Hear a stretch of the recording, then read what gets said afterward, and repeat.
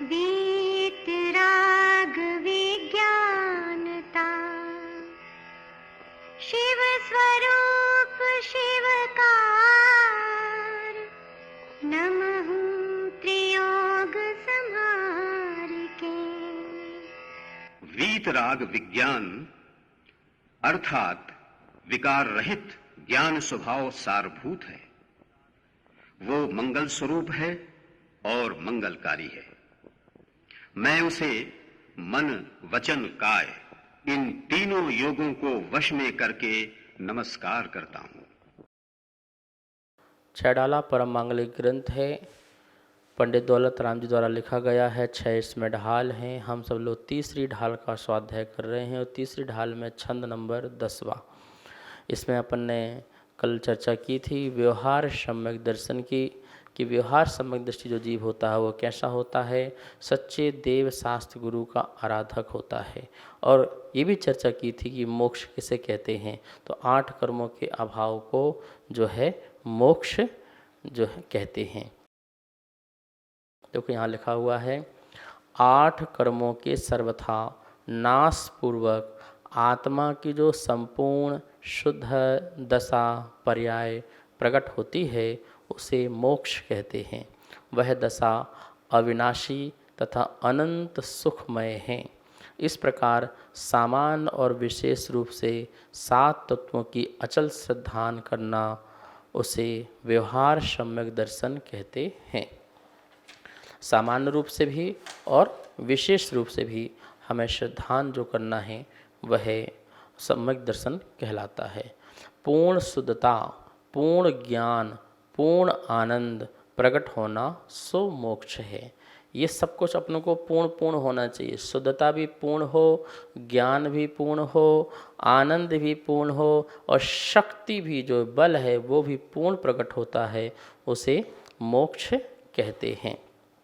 देखिए क्या लिखा है यहाँ पर, जीव अजीव को उनके स्वरूप सहित जानकर स्व तथा पर को यथावत मानना, आश्रव को जानकर उसे हे रूप, बंध को जानकर उसे अहित रूप, संवर को पहचानकर उसे उपादेय रूप तथा निर्जरा को हित का कारण मानना निर्जरा है। ये इतनी बात लिखी है और बहुत सुंदर लिखी हैं कि हमने जीव अजीब को क्यों माना, क्यों जाना, क्यों स्वरूप को जाना, क्योंकि उसके स्वरूप को जान करके अपना स्वरूप और पर का स्वरूप यथावत हमारी धारणा में आ जाए, इसलिए हमने जीव अजीब को जाना। आश्रव को जान करके उसे हे रूप, ये आश्रव है और ये हे रूप है, ग्रहण रूप नहीं है। बंध को जानकर भी उसे अहित रूप, कि ये बंध जो है मेरा अहित करने वाला है। और संबर को जान करके उसे उपादेय रूप, कि ये ग्रहण करने योग्य है, कि संबर से धारण करने से, संबर योग कार्य करने से ही मेरे को मुक्ति मिलेगी, तो ये उपादेय रूप है। तथा निर्जरा को हित का कारण मानना, क्या मानना, निर्जरा हित का कारण है। तपस्या, साधना, संयम, त्याग, तप, आकिंचन और ब्रह्मचर्य जो है ये निर्जरा के कारण हैं, इसको हित मानना। कोई त्याग तपस्या को हित नहीं माने, अरे क्या होता है त्याग तपस्या, कोई आकिंचन को पूर्ण रूप से खाली होने को हित ना माने, ब्रह्मचर्य को कोई हित ना माने, संयम को हित ना माने, तो जो इस प्रकार से हित नहीं मानते वो संवर के विरोधी हैं। क्योंकि संवर को जो हित मानेगा वो संयम, तप, त्याग, तपस्या, आकिंचन, ब्रह्मचर्य इन धर्मों का अच्छी तरह से क्या करेगा, पालन करेगा। तो इस प्रकार से 7 तत्वों की यहाँ चर्चा हो चुकी थी। और 10 नंबर के छंद में जो 2 लाइन का छंद नीचे का था वो बहुत ही महत्वपूर्ण है, वर्तमान में बहुत ही बिल्कुल व्यवहारी हैं, कि हमें यदि कुछ भी नहीं आता हो तो कोई बात नहीं, हम भगवान का स्वरूप जान लें, गुरु का स्वरूप जान लें और शास्त्र का स्वरूप, और बस उनसे जुड़ जाएं। अपने भगवान, अपने गुरु और अपने शास्त्र, बस उनसे जुड़ जाओ, कल्याण हो जाएगा। नाव में बैठ जाओ ना, पार हो जाओगे, पार ठिकाना आ जाएगा, आपको किनारा मिल जाएगा। इसलिए हमें देव शास्त्र गुरु की नौका में जाकर के बैठना ही बैठना है। ठीक है ना। तो कितनी सुंदर बात कही थी, देव जिनेन्द्र गुरु परिग्रह बिन धर्म दया जुत सारो, योहु मान समकित को कारण अष्ट अंग जुत धारो। 8 अंगों से युक्त होकर के हे सम्यक दृष्टि जीव सच्चे देव, सच्चे शास्त्र, सच्चा शास्त्र, सच्चा गुरु, धर्म, इन सबको जो सारभूत है, जो हमारे कल्याणभूत है, इनको संकेत का कारण मान करके इनको धारण करो।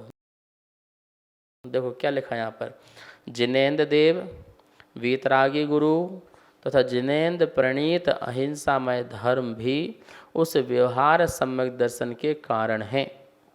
अर्थात इन तीनों का यथार्थ श्रद्धान भी व्यवहार सम्यक दर्शन कहलाता है। इस व्यवहार सम्यक दर्शन को 8 अंगों सहित धारण करना चाहिए। ठीक है, आपको बिल्कुल बात समझ में आ गई होगी। छंद बहुत सरल है। अब सच्चे देव शास्त्र गुरु का यथार्थ सिद्धांत करना व्यवहार सम्यक दर्शन है, तो ये कैसे संभव है, इसकी चर्चा होना चाहिए। कोई आपसे बोले ये कैसे हो जाएगा कि हम सच्चे देव शास्त्र गुरु व्यवहार पर सिद्धांत करें तो सम्यक दर्शन हो जाएगा, तो हो जाएगा। देखो यहाँ लिखा यह कैसे संभव है। सच्चे शास्त्र के बिना 7 तत्वों का सिद्धांत कैसे होगा, और सच्चे देव के बिना आगम कैसे प्रकट होगा। तो हो गया ना बात बिल्कुल स्पष्ट कि देखो सच्चे शास्त्र के बिना 7 तत्वों का सिद्धांत नहीं हो सकता, तो सच्चे शास्त्र होना चाहिए ना। और सच्चे शास्त्र कब होंगे, सच्चे जब देव होंगे। सच्चे देव नहीं होंगे तो सच्चा सच्चा आगम प्रकट नहीं हो सकता है। तो हमने शास्त्र को ज्ञान कर लिया तो हमारे सच्चे देव पर भी आ गया, सच्चे गुरु पर भी आ गया। क्योंकि सच्चे शास्त्र को लिखेगा कौन, लिखने वाला कौन होगा, लिखने वाला गुरु होगा। गुरु ही उसे लिखता है। और एक बात जरूर ध्यान रखना, वही आगम प्रमाण है जो निर्गंथ गुरुओं के द्वारा परंपरा से लिखे गए हैं। आज तक किसी भी वस्त्रधारी लोगों के शास्त्रों को प्रमाणिक शास्त्र नहीं माना गया है। ठीक है, आप भगवान की वाणी को लिखते हो, जैसे पंडित दौलत राम ने लिखा है, तो उनके आधार पर लिखा हो, जो परंपरा के आचार्य हैं उनके आधार पर लिखा हो तो ठीक है। लेकिन अपने आधार से लिखा हो ग्रंथ, तो वो उस ग्रंथ को बिल्कुल भी स्वीकार नहीं किया गया है। तो हमें भगवान, सच्चे भगवान का स्वरूप जाना, और उन्होंने जो कहा वो आगम बना। उस आगम को लिखने वाले जो गुरु निर्गंथ हैं वो गुरु। तो ये तीनों पर श्रद्धान जब होता है तो हमें अपनी आत्म तत्व पर भी श्रद्धान हो जाता है। इसलिए यहाँ पर कहा कि सच्चे देव शास्त्र गुरु को जो श्रद्धान कर ले वो व्यवहारी सम्यक दर्शन हो जाता है। अष्ट अंग जुत धारो, एक बात छंद में आई थी कि 8 अंग से युक्त होकर के इसे धारण करो, इस सम्यक दर्शन को, व्यवहार सम्यक दर्शन को धारण करो। पर 8 अंग से युक्त होकर के देखिए, सम्यक दर्शन जो जीव होता है, सम्यक दृष्टि जो जीव होता है, वो 25 दोषों से रहित होता है। कितने दोष आप कॉपी में नोट कर लें, 25 दोषों से रहित होता है। शंका आदि जो 8 दोष हैं उनसे रहित होता है। 8 मद से जो है रहित होता है, और 6 अनायतन उनसे रहित होता है, और 3 मूर्ता जो हैं उनसे रहित होता है। तो इस प्रकार से इन 25 दोषों से 8 शंका आदि दोष, 8 मद आदि, और 8 जो हैं 6 जो हैं षट अनायतन, और 3 जो हैं गुरु मूर्ता आदि। ये 25 प्रकार के दोष हैं। इन 25 प्रकार के दोषों से निर्मल सम्यक दर्शन होता है। जो सम्यक दर्शन है वो विशुद्ध सम्यक दर्शन होता है, जिसे अपन दर्शन विशुद्धि कहते हैं ना, ऐसा विशुद्ध वाला दर्शन सम्यक दर्शन होता है। तो सम्यक के 25 दोष तथा 8 गुण कौन कौन से हैं, दोष के नाम भी बताएंगे, और 8 अंग से युक्त कहा गया है उनके भी नाम यहाँ पर बताए जाएंगे। तो चलते हैं छंद के माध्यम से, सुनते हैं कि वो कौन से वो जो हैं 8 अंग हैं और 25 दोष हैं। तो छंद नंबर 11 अपनी अपनी जनवाणी में निकाल लें या पुस्तक में निकाल लीजिए। और सबसे पहले उमा जी की आवाज़ में यह छंद को सुनते हैं।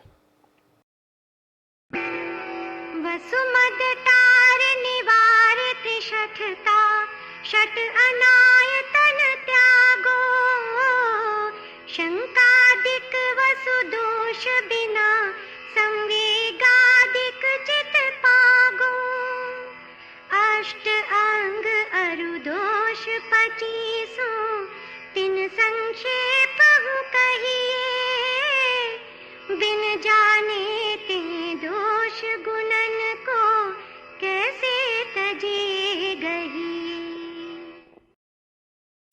बहुत सुंदर छंद आपने सुना। और पंडित जी की समझाने की जो शैली है वो बहुत ही बढ़िया है। कम कम शब्दों में बहुत ज़्यादा बात कहने का जो हुनर पंडित जी के पास था वो शायद किसी और के पास ना हो। देखिए क्या लिखा है।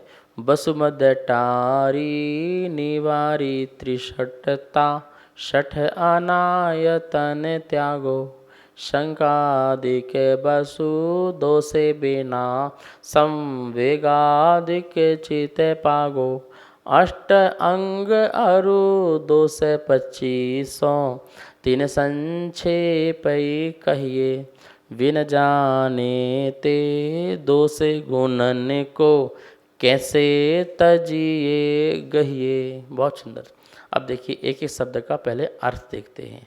वसु, वसु मतलब होता है 8, 8। मद, मद आप जानते हैं अहंकार आदि।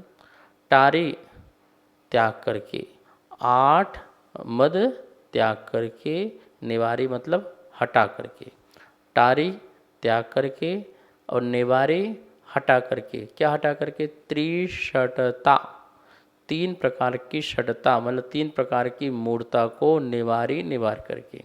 बसुमद टारी, 8 प्रकार के मद को त्याग करके, त्रिषठता निवारी और 3 प्रकार की षटता मतलब मूर्ता को निवारी हटा करके, षठ अनायतन त्यागो, षठ 6 प्रकार के जो अनायतन हैं, सच्चे आयतन नहीं हैं, उनको त्यागो, त्याग करके, शंकादिक वसु दोष, शंका आदि सु, शंका आदि वसु मतलब 8, दोष जो हैं उनके बिना 8 दोषों के बिना, संवेगादिक चित पागो, और संवेगादिक जो संवेग आदिक आदि लिख दिया ना, तो संवेग, अनुकंपा, आस्तिक और प्रशम में चित पागो। चित मतलब मन को, पागो मतलब लगाना चाहिए, चित्त को लगाना चाहिए। अष्ट अंग, 8 अंग, अंग अभी आपको पता चल जाएंगे, निसंकेत निखांचित आदि। तो अष्ट अंग 8 प्रकार के अंग, अरु और 2 से 25 और 25 प्रकार के दोषों को, 3 संक्षेप उनको, 3 मतलब उनको, संक्षेप मतलब संक्षेप में कहिए कहा जाता है। उन जो 25 प्रकार के दोष हैं और 8 प्रकार के अंग हैं उनको यहाँ पर संक्षेप में कहा जाता है। क्योंकि बिन जाने ते, उन्हें जाने बिना, दोष गुणन को, दोषों के गुणन को, गुणों को, कैसे तजिए गहिए, कैसे छोड़ें और कैसे गहिए ग्रहण करें। जब तक हम किसी के दोष और गुण को, किसी व्यक्ति में दोष भी हैं, किसी व्यक्ति में गुण भी हैं, अच्छे गुण भी हैं, तो जब तक हम किसी के दोष को या गुण को नहीं जानेंगे तो कैसे दोषों को छोड़ेंगे और कैसे दोषों को ग्रहण करेंगे। हम किसको अपना अच्छा मानेंगे और किसको अपना बुरा मानेंगे। ऐसे ही हमारे अंदर कौन सी अच्छी चीज़ें हैं और कौन सी बुरी चीज़ें हैं हमें कहाँ पता चल पाती हैं। अच्छा, संसार में ऐसा कौन सा व्यक्ति है जो अपने आप को ये माने कि मैं बुरा हूँ, मैं खराब हूँ, मैं झूठा हूँ, मैं हिंसक हूँ। ये कोई नहीं मानता, कोई अपने आप को एक्सेप्ट नहीं करता अपनी गलतियों को। तो आचार्य भगवान जो हैं हमारी गलतियों को बताएंगे और कहेंगे देखो अपने अंदर ये भरा हुआ है, क्रोध मान माया लोभ भरा हुआ है, तो ये कैसा है, ये दोष है, इस दोष को हटाओ, तजिए, और तुम्हारे अंदर जो क्षमा आदि नहीं है उस क्षमा आदि को गहिए, ग्रहण करो। तो जब तक हमें ये न पता चलेगा कि दोष क्या है, क्या क्या दोष होते हैं जिससे मैं दुखी होता हूँ, और कौन कौन से अच्छे गुण होते हैं जिसके कारण मैं सुखी होता हूँ, तो मुझे अच्छे और बुरे का यदि ज्ञान हो जाएगा तो फिर मैं उस अच्छे को ग्रहण करूँगा और बुरे को छोड़ करके आगे बढ़ जाऊँगा। तो बिन जाने ते दोष गुणन को कैसे तजिए गहिए। जो अज्ञानी आदमी होता है वो समझना ही नहीं चाहता है क्या दोष हैं क्या गुण हैं, उसको बोलो तो हमें नहीं समझना है, उसने जो बना लिया धारणा बना लिया। लेकिन जो मंद कषाई है, जो मंद कषाय जिसका उधर चल रहा हो, विशुद्ध परिणाम हो, तो उसको थोड़ा समझाओ तो समझ में उसको आ जाता है। तो इस छंद के माध्यम से पंडित जी ने हमें 25 प्रकार के जो दोष हैं उनके नाम पहले गिनाए। बसु मद टारी, जो 8 प्रकार के जो मद हैं उनको टालना है, अलग करना है।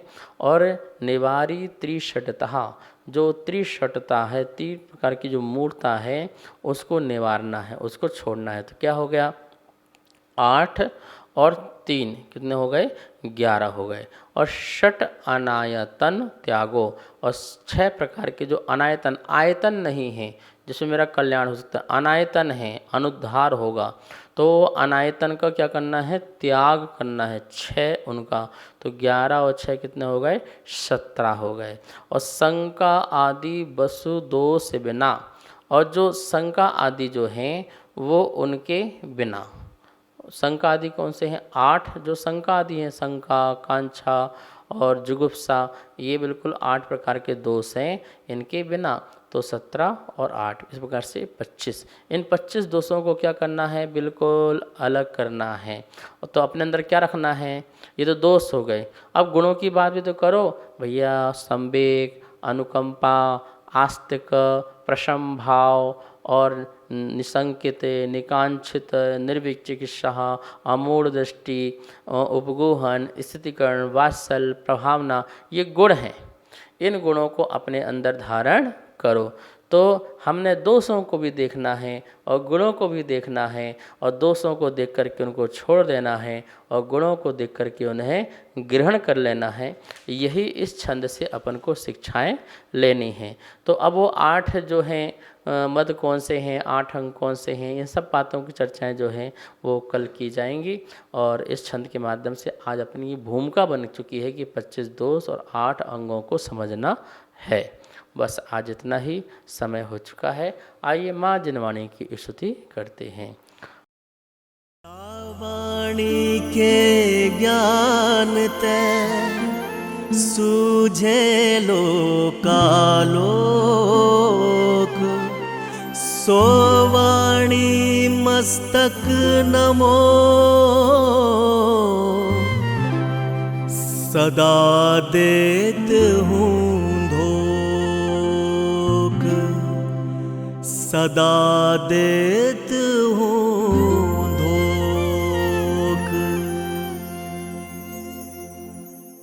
इस कार्यक्रम के पुण्यार्जक थे श्री खंडेलवाल दिगंबर जैन मंदिर, राजा बाजार, कनॉट प्लेस, नई दिल्ली, एवं श्री खंडेलवाल दिगंबर जैन मंदिर, वैदवाड़ा, दिल्ली।